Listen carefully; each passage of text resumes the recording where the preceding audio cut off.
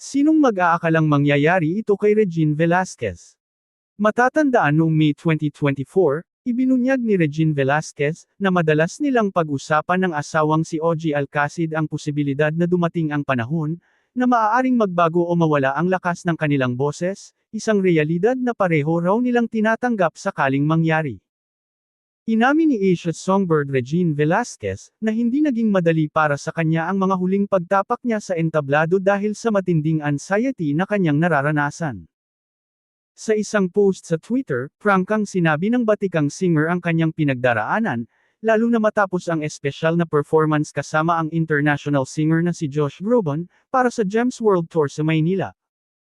It was wonderful and an honor to sing with Josh Groban last night, for the Gems World Tour in Manila, but I was so nervous, say niya sa post.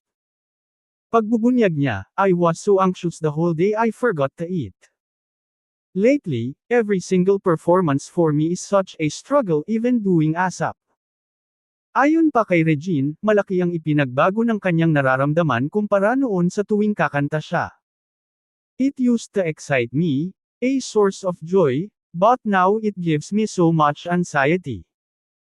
I still love singing, I do, but performing on stage, maybe it's part of getting old, I don't know. But it's kinda heartbreaking, anya. Marami namang fans ang agad nagpaabot ng suporta at mensahe ng lakas ng loob sa biteranang singer at narito ang ilan sa mga nabasa namin. Chill ka lang ate sa pag-perform. No need to sing the Barrett songs. Basta pili ka ng songs na comfortable ka.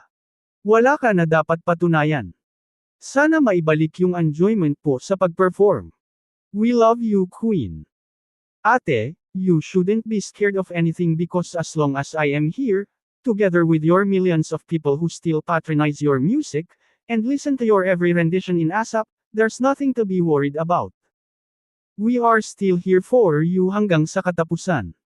I was there last night and your voice sounded 15 years younger during your duet. Your voice may have changed but it's still full of soul and power. Ate Reg, please know that you don't owe us perfection. You've already given us so much. We're here for you in every season and we're just grateful that you still choose to share your voice with us. We love you. Sa kabila ng kanyang pinagdadaanan, tuloy pa rin ang magandang balita para sa kanyang career. Nitong Enero ay kinumpirma ng Star Magic na may bago siyang mga awitin na ilalabas ngayong taon.